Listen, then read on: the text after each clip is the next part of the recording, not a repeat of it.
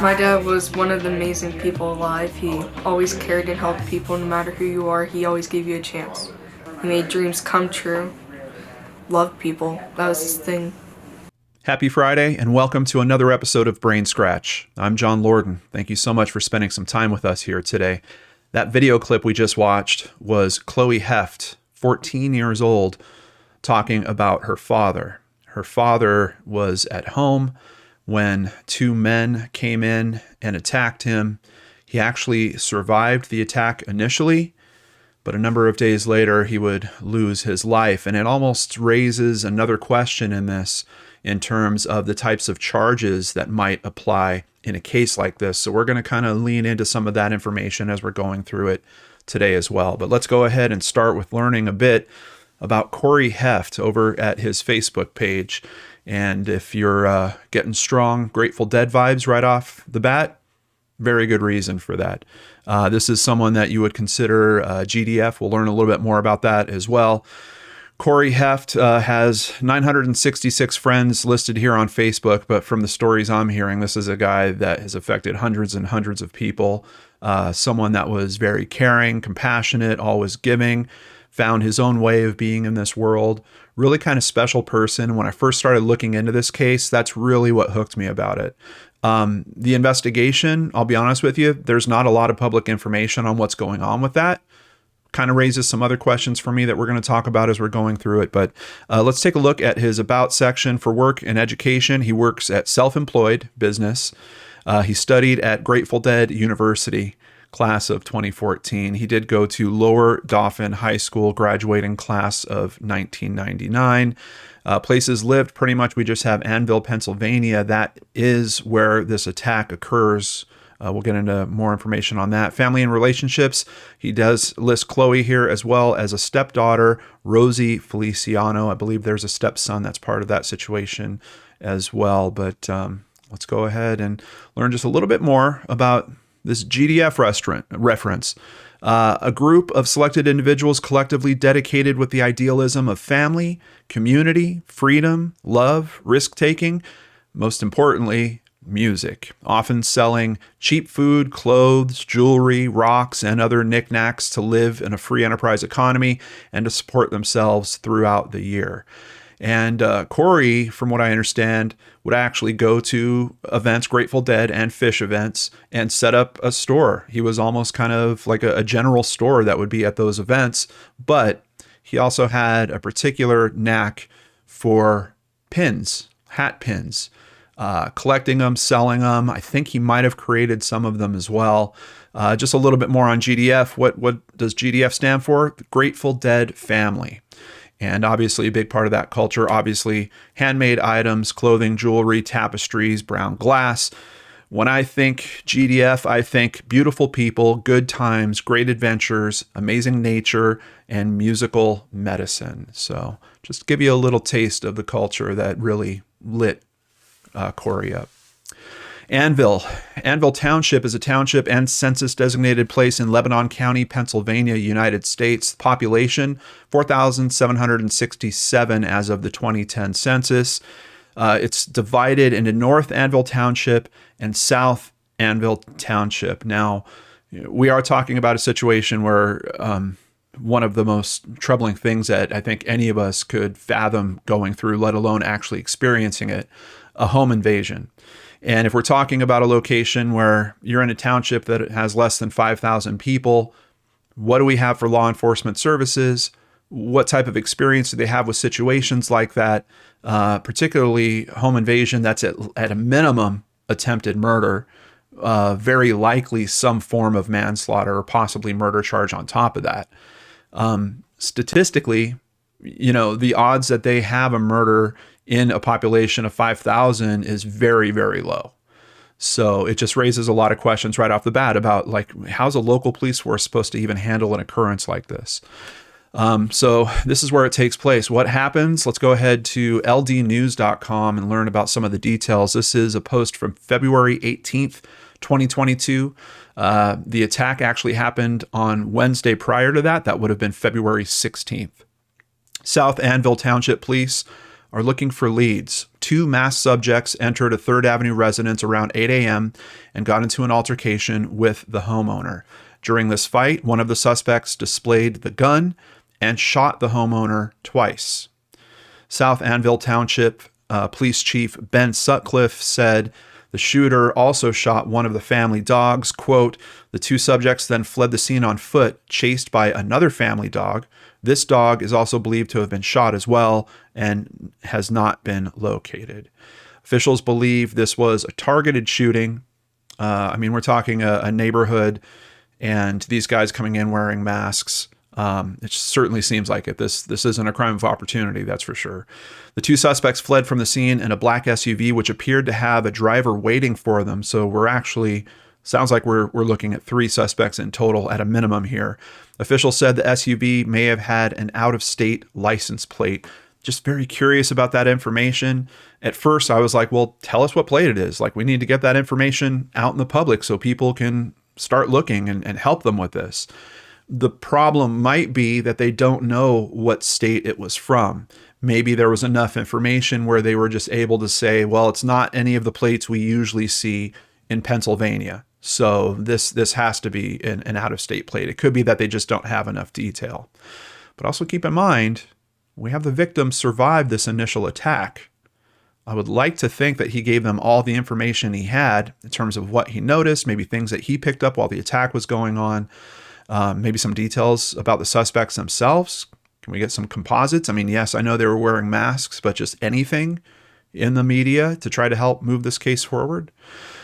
The one family dog that was shot was taken to a local animal hospital and is expected to recover. We do have some more information we can get from GoFundMe. There's a few GoFundMes that have been opened on this. Cory Heft and his dog Rocky shot in home invasion. A shot dog and 2 bullets in the back for breakfast. That's what Cory Heft woke up to on 7:30 a.m. Wednesday morning. During a robbery attempt, 2 intruders broke into his front door and brutally attacked Cory while he was sleeping. Just want to slow this down a little bit and ask the question of what type of robbery are we looking at here? This looks like a trailer home community. Why would Cory have been the target in that? From what I'm seeing, this is a guy that was much more about living life, experiences, family, being around people. That was kind of his currency. Even the hat pin sales that he was making, his family estimates maybe he made $10,000 over the entire course of his career in terms of hat pin sales and trading. So why was he targeted for this particular attack? I think is a really important question. We're not going to get a lot of insight. I'm just going to kind of put the questions out as we're going. Upon waking to a pistol beating, Cory reacted and defended himself. His dog, Rocky, was right in front leading the battle. Shots were fired. Rocky took a bullet for Cory that went through his leg and into Cory. That's another aspect of this story that I had to share with you guys. If any of you are fans of The Secret Studio and hang out over there with us when we go live, we appreciate our pets. And to hear a story like this about your dog actually trying to help defend you in an attack like this is pretty amazing. And not just Rocky, but another one of his dogs as well. So Rocky takes a bullet for Cory, but it still actually goes into Cory. A second shot struck Cory directly. Cory spent 1 night in the hospital and has been released. He will have to live with a bullet permanently lodged near his spine. The brave dog, Rocky, was shot and will have to have his leg amputated. Rocky is a hero. He just may have saved Cory's life. We are blessed that Cory's daughter, Chloe, left for school just moments before and was not home during this horrible incident. It could have been so much worse. I'm really thankful that Chloe wasn't there as well. And pretty amazing that we have Rocky step in between like that. Now, this doesn't really go into the details of the other dog. We're going to run into some information later. Of course, on the earlier article, it said that it's presumed that the dog ran off after them and hasn't been seen since. They're thinking that dog might be shot. So 3rd Avenue in the complex here, we can see this is Palm City Park, and 3rd Avenue is right here. The thing about attacks that happen in developments like this is, I mean, you could just tell from looking above, there is very few ways in and out of this place. And when you have that consideration, the first thing I'm thinking is cameras. Where can we find some cameras that maybe caught this SUV as it was fleeing? Maybe one of those cameras does have a better shot of the license plate. It can at least give us, the state. So this is the mobile home community. We can see Palm City.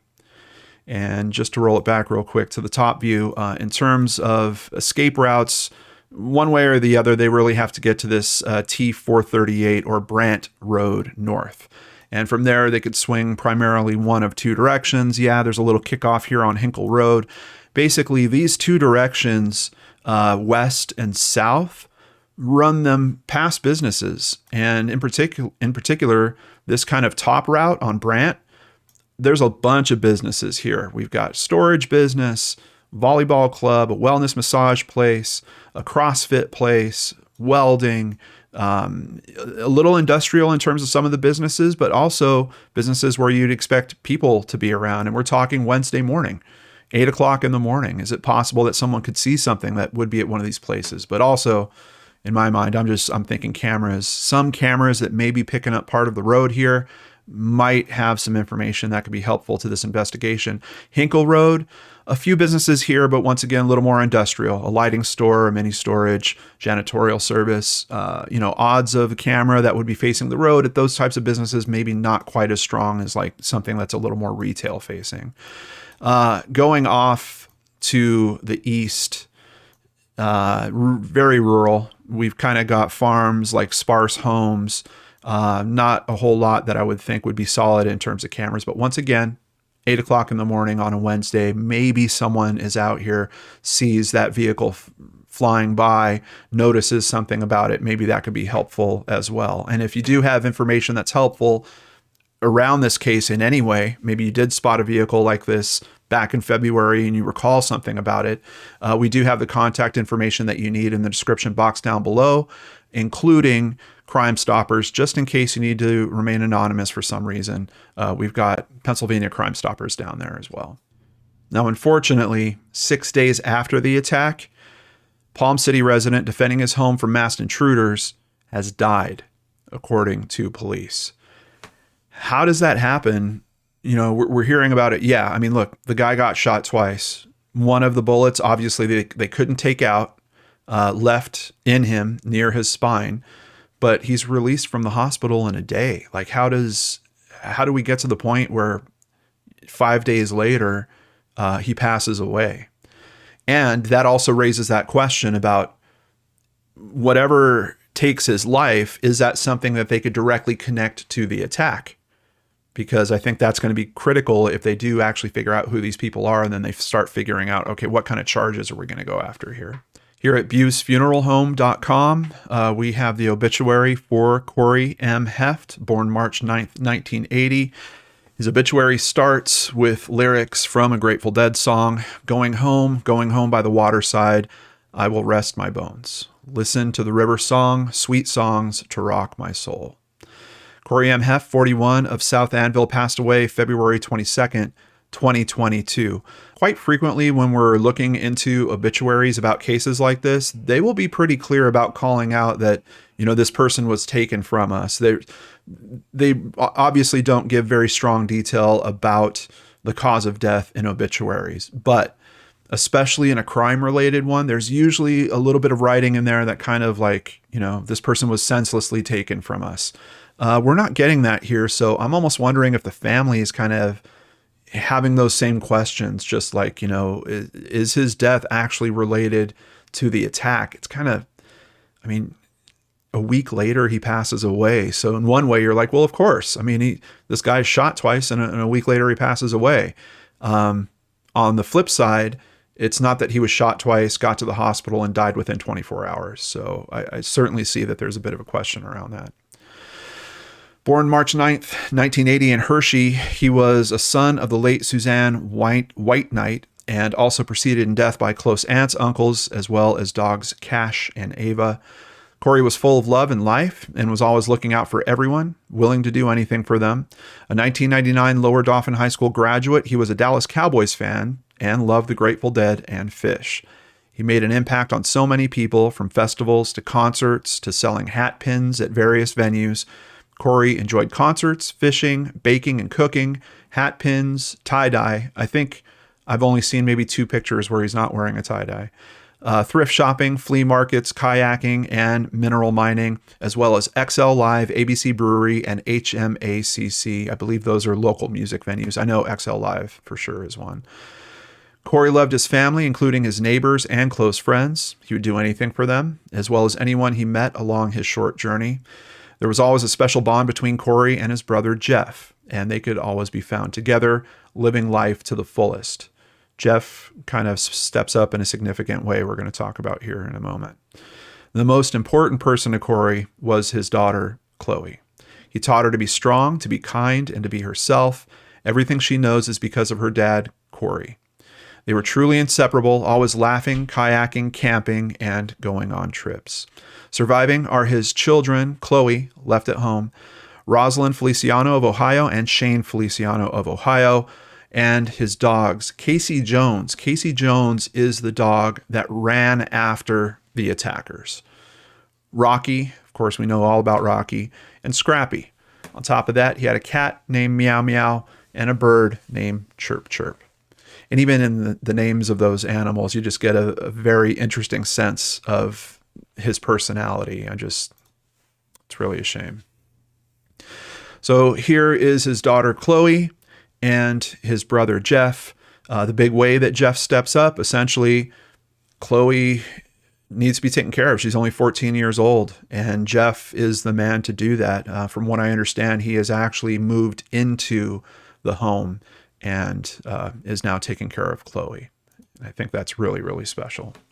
Over at dailyvoice.com, his community is sharing about its loss on Facebook, remembering the pins he made and collected, his love of festivals and music, and as a loving, joyful man who was kind to everyone. Just a few examples so we can learn a little bit more about him.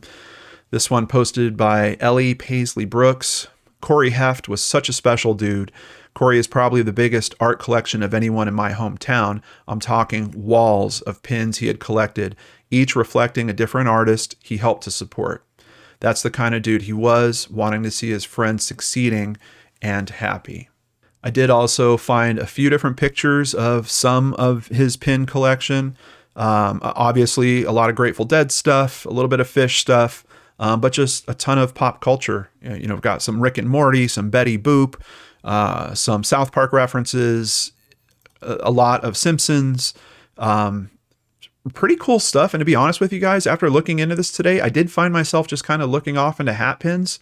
It's such an interesting medium to work with, and to see people explore it and just develop it in so many different ways for these communities, just really, really fun. There's just this element of fun to it, at least that I found in terms of looking through today. And believe me, it's certainly got me thinking about the next time I see a cool hat pin, maybe I'm going to need to pick one of those up.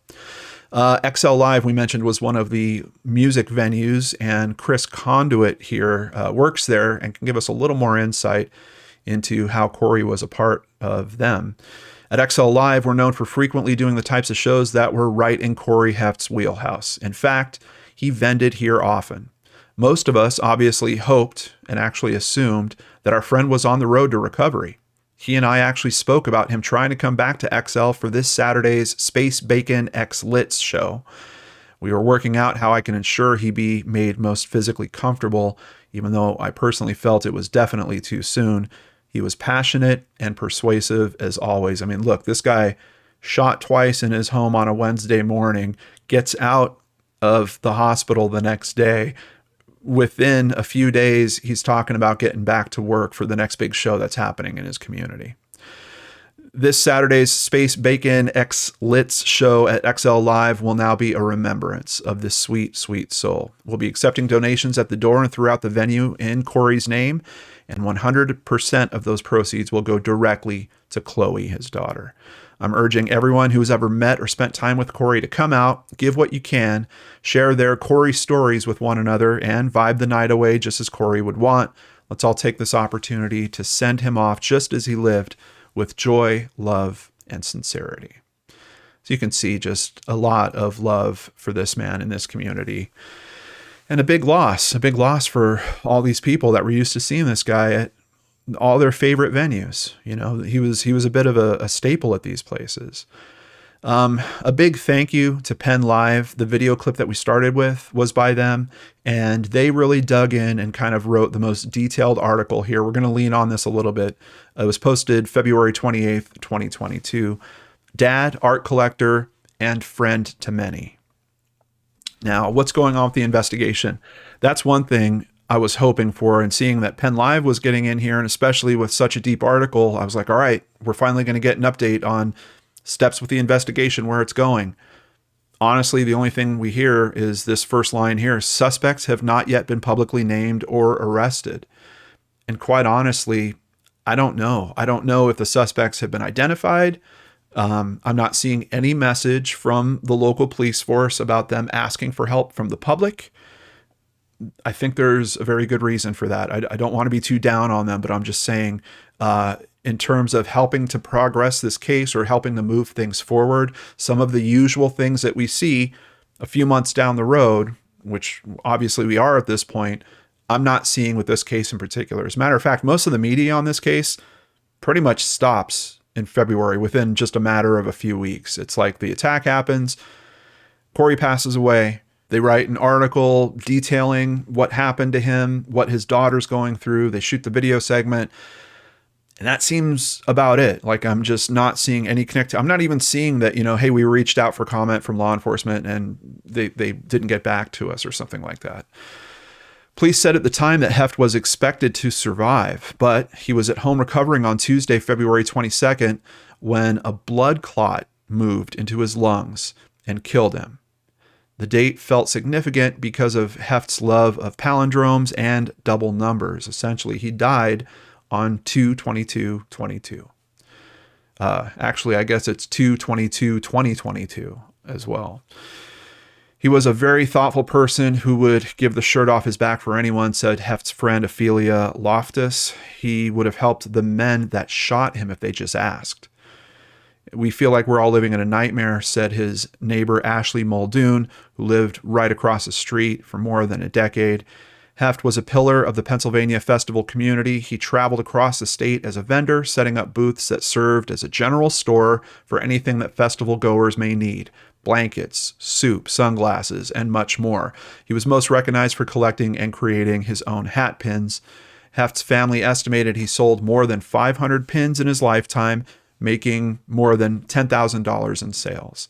Once again, just pulling me back to that question, why would he be targeted for a robbery, like an invasion type robbery like that? What are they expecting to find in the house of a guy that sells hat pins and soup and blankets at festivals? Like, it's, I don't know. And I mean, I do guess it's worth noting, like, we know about this community. We know that there's probably some marijuana use. There might be some other type of narcotics being used at these festivals and stuff like that. And is there some question about, like, would he have access to that? Would he be some type of person stocking up on that? Could that potentially have made him a target?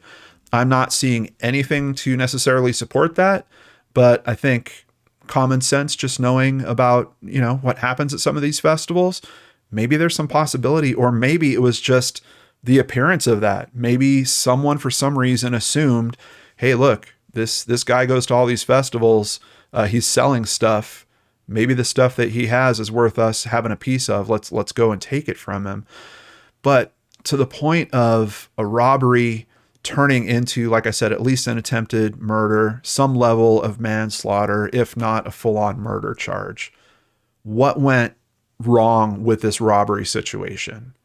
Was there more of a conversation that happened between Cory and these people? And if there was, were those details passed along to law enforcement? If they were, does law enforcement have the resources to really bring this case home, to take that information, run with it, and and file some charges. There's a lot of hoops in this chain where unfortunately we don't have the insight to know how strong some of those pieces are. And of course, in a chain like that, one weak link is really what stops, the DA from saying, yeah, go ahead, arrest these guys, and we're pressing charges. It's unfortunate that we don't have some form of communication from the investigators on this case about where that weak link is. And not that they have to call it out, not that they have to say, hey, look, our case is solid except, this one thing. It's as simple as reaching out to your local news sources and just saying, we need more information on this vehicle. Did someone see a black SUV Wednesday morning? It could be that simple. But I'm not even seeing that. A friend of Heft is selling a custom-made pin in his memory with the proceeds going to Chloe. I thought that is just a really special way to honor him. I don't know if this is actually the pin or if this is a graphic that Cory made, because this is from his Facebook page as well. But I imagine the custom pin made for him probably had some Grateful Dead influence on it as well. He's always our favorite vendor because he was always the easiest to work with and always the nicest to everybody, said Anthony Procopio, founder of Threestaville. He was always known for giving people hugs, telling people he loved them, and walking around without a shirt on. That was Cory, he said. Heft was a single father to Chloe and put her above everything else going on in his life, his family said. Chloe was her dad's sidekick and went with him on spur-of-the-moment trips to Philadelphia, New York, or the beach, family members said. The Hefts also loved to kayak or take their pontoon boat onto the water during warmer weather, Chloe said. The Hefts listened to the same Sublime CD over and over every time they hopped in their truck for the next trip.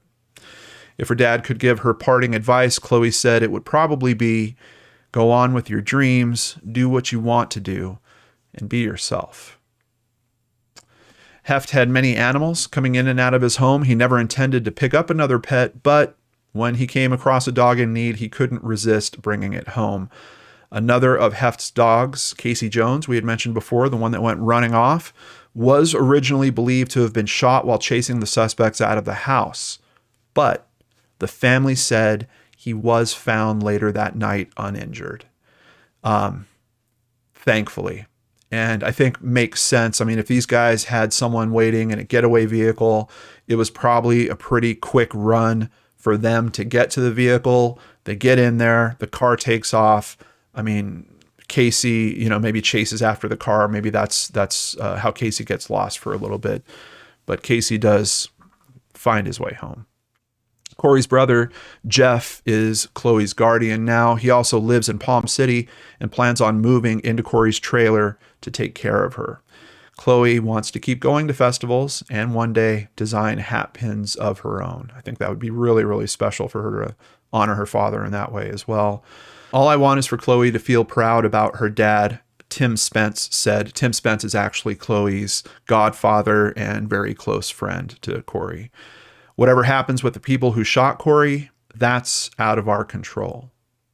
And that's really a statement that just kind of tugs at my heart and makes me wonder if there's more that can be done. We've kind of been asking the questions as we go through this. Why did they choose to rob him? Did Cory have information that he relayed to the investigators about the attack that could be helpful? Where is that information in terms of it being put out in the public so that the public can then step up and maybe add additional pieces? Are these people did Cory know them? Was there some reason why maybe he wouldn't communicate that information to the authorities? And then, of course, we have the question of, is it really a murder? Because we've got that time gap. It just really leaves me with this feeling of, are we forgetting about justice for Cory in all this? Is there some disassociation? There's like the attack happened and then he died later. And because of that, we really aren't able to get the right resources on this to find justice for him or something like that. I don't think that's necessarily the case, but I'm trying to figure out what are the next steps that can help move this thing forward. What are some of the shortcomings in terms of maybe why we're not hearing about this in the media, why this investigation might not be going at the expected pace? I mean, obviously, I mentioned at the start, we're talking a fairly small community here. As a matter of fact, this is the website for the South Annville Township, And here is the information on their police department. The South Annville Township Police Department is comprised of 2 full-time officers and 1 part-time. The Pennsylvania State Police cover all shifts not covered by the township's force. So that would lead me to believe that hopefully there's collaboration with the state police on this case, but I can't tell you for sure because I'm not seeing that posted anywhere. The contact information that is posted is specifically the phone number for the South Annville Police Office. I would like to think the state police would have better resources for handling a homicide. I would like to think there would be some form of coordination there. I just can't tell you for sure if that's happening or not. And a lot of the times when we're looking into cases like this, we hear about that. You know, the police department will kind of say, hey, look, we've reached out to the state police. They're assisting us on this case. Or in some cases, we've handed it over to the state police, which might be something, I don't know if there's some trigger, you know, they get 6 months down the road. They go, hey, look, we don't know what to do with this case. They hand it off to the state police. I don't know if there's some possibility with that. Other potential with this, if it was an out-of-state plate, are we talking interstate travel of criminals? Would that be enough to hoop in the FBI, even just to assist in the case? If not, to have a more active role with it? I don't know, but basically Ben Sutcliffe, the police chief that we quoted earlier, it's him and his sergeant, Charles Beard II. That is the police department in this area. And once again, I just got to call back to, look, we're talking about small population, very small police department. How often do they really deal with a case like this? What is their level of experience with it? I would have to imagine it's not very high, but I'd also have to imagine that they're aware of that. And because of that, there's probably some coordination going on in the background with the Pennsylvania State Police. We're just not hearing about it. It's not being publicized for some reason. I'd love to think that they're hot on the heels of these intruders. I can't tell you for sure. And that's why I wanted to raise exposure to this and try to get more eyes, ears, and hearts open, talking, thinking, and feeling this case. So is it a murder? I did a little more research, found this article at the Crime Report, which goes into instances that are actually, I mean, we're talking about a 6-day gap from the attack to him passing away. These instances that are brought up in this article are even the time frame is way longer. Like in one case, they're talking about a 30-year time frame. In another case, they're talking about a 50-year time frame, but with essentially autopsies that come back and say, this is a result of that previous attack, so this is now a homicide. Is this that type of case? We know that it's a blood clot that gets into his lung and takes his life. Let's see what we can learn together here at thecrimereport.org. Suppose an individual attacks a person who's seriously injured but doesn't die. The individual may initially be charged with aggravated assault or attempted murder. If the victim later dies from his injuries, the prosecution may then charge the defendant with murder or manslaughter, depending on the circumstances. So just right off the bat in that first paragraph, at least aggravated assault or attempted murder charges should theoretically already be in play for these guys, with the big question of murder or manslaughter. In typical cases, the length of time between the defendant's criminal actions and the victim's subsequent death isn't very long, ranging from hours to days or perhaps weeks. Like I said, in this instance, they're now looking at cases 30 or 50 years later where the person passes away, and there does seem to be some precedent for holding that up. Previously, the common law rule was that homicide charges could be filed only if the victim died within a year and a day from the initial attack. The year and a day rule was necessary because at the time, forensic science wasn't capable of establishing cause of death to any degree of certainty beyond that time frame. But that rule, the 1 year and 1 day rule, has been abolished in most states, while others have extended the time limit. California, for instance, has a rebuttable presumption that a killing isn't a homicide if the death occurs 3 years and a day after the initial criminal assault. So kind of depends from state to state, basically. But even with the state to state thing, the old rule is the year and a day rule, we're certainly in that time frame with this one.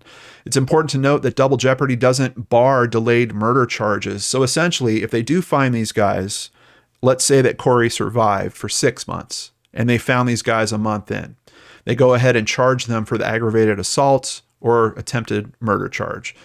They convict them. Cory then dies. They could still go back after the fact and say, well, now it's a murder charge and now you're being tried for that. It's not double jeopardy in this particular instance because the crime is different now that you have subsequent homicide charges when the victim dies. To prevail in a case of delayed murder charges, the prosecution must connect the dots and prove that the initial assault or injury ultimately resulted in the victim's subsequent death. And that's where I'm not 100% sure with this particular case. Yes, we have a blood clot that moves into his lung. Does that mean they have to identify that the blood clot was the result of him being shot, him being in the hospital, some treatment that happened as a result of that? There are other risk factors that could contribute to getting blood clots as well. So how do you prove necessarily that the blood clot was related to the crime? I think there's a little bit of a challenge in this case with that. Proving beyond a reasonable doubt that the connection between an assailant and a subsequent death can be difficult, especially if the period of time between these events is lengthy. In that case, we're not looking at the time frames that the rest of that article is considering. I think the time frame it makes it debatable, if he was shot, he goes into the hospital, a blood clot still moves into his lung and he dies like within the first 24 to 48 hours. I would think it's pretty easy to hold that up as going for a murder charge. It's that time frame of him being released from the hospital, because you'd think at that point, okay, he's been checked. They're thinking he's healthy enough to go home and recover. And then we've got a number of days that go on before he passes away. And I don't know that you can make that connection 100% for proving that clot directly came from that situation. Over here at statnews.com, how can gunshot wounds cause death decades later? Once again, this is looking more in those like 30 to 50 year range cases. They're talking about sepsis being a particular issue. But one interesting comment down here, oftentimes the gunshot wound reduces patients' mobility, making them susceptible to infection. Other times, blood clots form in the legs, travel to the lung, and block blood flow. And here, they're directly correlating it with, in particular, treatment around the gunshot wounds. So is that what we have happen in this case? I don't know. But one way or another, there's a 14-year-old that doesn't have her father anymore. There's a very brave dog that is missing a leg at this point. A family that's having to figure out a new life and move forward from this. And I don't know what the expectation is. I'm also not seeing messages from the family about them really trying to push for a particular outcome outside of that one comment that we got from her godfather, which was basically just like, hey, this isn't up to us. There's only so much that they could do. I get that. I totally get that. But isn't there more that can be done? I think that's the question that I'm kind of stuck with at the end of all this. What do you guys think? Let's talk about it in the comments down below. Of course, I appreciate your respect on this topic, as all other ones that we talk about here on the channel. I think there's a very good chance that some friends, family of Cory's might bump into this video. So let's try to put some information down there that might be helpful to them, helpful to the cause. Is this still a search for justice? Yes. I think really when it comes down to if there's a question of if it's murder or not, doesn't matter as much as we know that there was an attack. We know there was at least an attempted murder. Those are extremely serious charges. You've got 3 people involved with it running around. Should they face justice? Absolutely. And then on top of that, is there potentially a manslaughter or a murder charge that could follow that up? Maybe for 1 or 2 of them in particular. I think that should be considered. And I do think that that's what his family deserves. And by family, I'm wrapping that around what he considered his family, his friends, his associates, Everyone that was close to this man deserves to know that the people that were responsible in one way or another for severely affecting his life, leading right up to his death and possibly being involved directly with his death, are paying for it. At least that's kind of where I'm at with it. What about you guys? Let's talk about that aspect in the comments down below as well. There is a GoFundMe running. Let's go ahead and take a look at that real quick. Please help in Chloe Heft's future. On February 22nd, 22, Chloe Heft tragically lost her father. He will forever be missed in all our lives. But more importantly, Chloe no longer has the support from her father as a young adult. This fundraiser is to help raise money for any future education Chloe decides to pursue.